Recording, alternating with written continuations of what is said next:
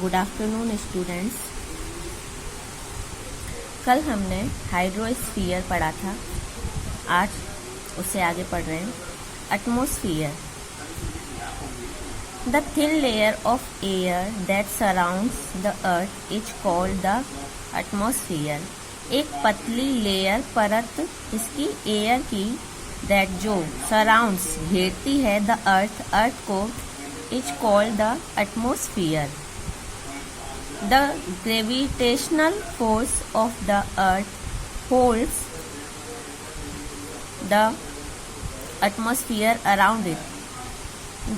जो gravitational force होती है, गुरुत्वाकर्षण बल जो होता है ऑफ द अर्थ का, holds the atmosphere around it, को पकड़े रहता है किसको? एटमॉस्फेयर को, इसके चारों तरफ। Air is a mixture of many gases. हवा कई गैसों का एक मिक्सचर होता है। चीफली नाइट्रोजन अबाउट 78.1%, जिसमें मुख्यतः नाइट्रोजन लगभग 78.1% बाय वॉल्यूम होती है। ऑक्सीजन 20.9% होती है। कार्बन डाइऑक्साइड 0.03% होती है एंड अदर गैसेस 0.97% होती है। डस्ट एंड वाटर वेपर, और क्या होता है? डस्ट होती है और वाटर वेपर, भाप होती है। ठीक है। Atmosphere exist in several layers. Atmosphere exist करता है कई लेयरों में। Each layer performs a different function, और प्रत्येक लेयर का अलग अलग काम होता है। फॉर एग्जाम्पल, जैसे the ozone layer protects the life from the harmful ultraviolet rays. जो ओजोन लेयर होती है वो प्रोटेक्ट करती है लाइफ को, जो सूरज की अल्ट्रावायलेट किरणें होती हैं, हार्मफुल अल्ट्रावायलेट किरणें होती हैं उनसे, और जो स्कॉचिंग हीट और जो बहुत ज़्यादा तेज जो हीट वाली धूप होती है उससे बचाती हैं। The changes in the atmosphere produce change in the weather.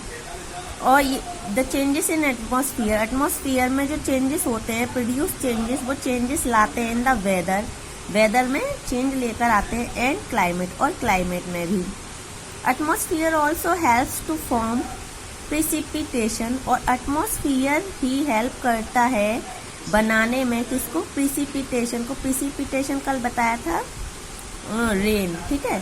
From water vapour, किससे? वाटर वेपर से। राइजिंग फ्रॉम द ओशन, जो कहाँ से बनता है? ओशन से। ठीक है। Biosphere, the biosphere includes part of the 3 RIMS. Biosphere में तीनों पार्ट आते हैं, इन्वॉल्व होते हैं, इंक्लूड होते हैं। लिथोस्फीयर, हाइड्रोस्फीयर और एटमॉस्फेयर।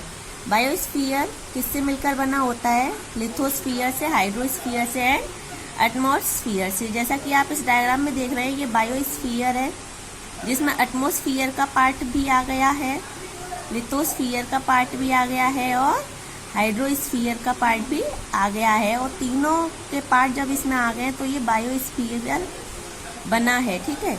बायोस्फीयर जिसमें जीव जंतु आ जाते हैं और इन तीनों से मिलकर जो जीवन को क्रियान्वित करने में लाभ देते हैं। ठीक है। इन अदर पार्ट्स, दूसरे पार्ट्स जैसे कि देयर इज नो लाइफ, जहाँ जीवन नहीं है। Biosphere is a narrow zone of the earth. Biosphere जो है वो अर्थ का एक नैरो जोन है, where land, water and air interact with each other, जहाँ पे लैंड, वाटर और एयर एक दूसरे से इंटरेक्ट करती हैं, तालमेल बनाती हैं, टू सपोर्ट लाइफ, लाइफ को सपोर्ट करने के लिए। इन अदर वर्ड्स, दूसरे शब्दों में, plant and animal kingdoms together make biosphere और द लिविंग वर्ल्ड। दूसरे शब्दों में, प्लांट और एनिमल किंगडम जो है वो एक साथ मिलकर बायोस्फीयर बनाती हैं और लिविंग वर्ल्ड बनाती हैं। इकोसिस्टम, इकोसिस्टम कहते हैं एक पारिस्थितिक तंत्र को। पारिस्थितिक तंत्र एक ऐसा तंत्र जिसमें जीव, सूक्ष्म जीव सब मिलकर आ जाते हैं, जो एक किसी क्षेत्र में ये सब कुछ मिलकर बनता है। ठीक है। जैसे कि all plants, animals and human beings depend on their immediate surroundings. सारे ही plants, animals and human beings जो हैं वो डिपेंड करते हैं उनके जो बिल्कुल इमीडिएट यहाँ पे तुरंत या फिर बहुत ज़्यादा उनसे जो जुड़े हुए हैं उस सराउंडिंग पर डिपेंड करते हैं। Often they are also interdependent on each other, और ये एक दूसरे पर भी निर्भर करते हैं। An ecosystem for a given area, एक इकोसिस्टम एक दिए हुए एरिया में के लिए is a whole biotic environment, उस जो कि पूरा बायोटिक एनवायरनमेंट होता है उसके लिए, जिसमें कि प्लांट्स, एनिमल्स और माइक्रो ऑर्गेनिज्म आ जाते हैं। इन दैट गिवन एरिया, इस गिवन एरिया में, प्लस इट्स अबायोटिक एनवायरनमेंट, इसमें जो इसके अबायोटिक एलिमेंट्स जो भी होते हैं जैसे कि sediments, soil, water, air and gases, ये सब अबायोटिक में आते हैं, ये भी उसके अंतर्गत आते हैं। टू इंटरेक्ट विद, और फिर ये एक दूसरे के साथ इंटरेक्ट करते हैं। Thus the relation between the different organism as well as the relation between the organism, अतः जो रिलेशन होता है अलग अलग ऑर्गेनिज्म के साथ, और जो रिलेशन होता है ऑर्गेनिज्म के साथ देयर उनकी सराउंडिंग्स के साथ, इन अ गिवन एरिया, उस गिवन एरिया में, form an ecosystem of that area, वो उस एरिया का एक इकोसिस्टम बनाते हैं। There could be an ecosystem of a small pond, यहाँ एक स्मॉल पॉन्ड का इकोसिस्टम हो सकता है, लेक का हो सकता है, रिवर का और ओशन का, as well as of a grassland, उसी तरह जैसे ग्रासलैंड का, एक फॉरेस्ट का, डेजर्ट का और एक माउंटेन का इकोसिस्टम भी होता है।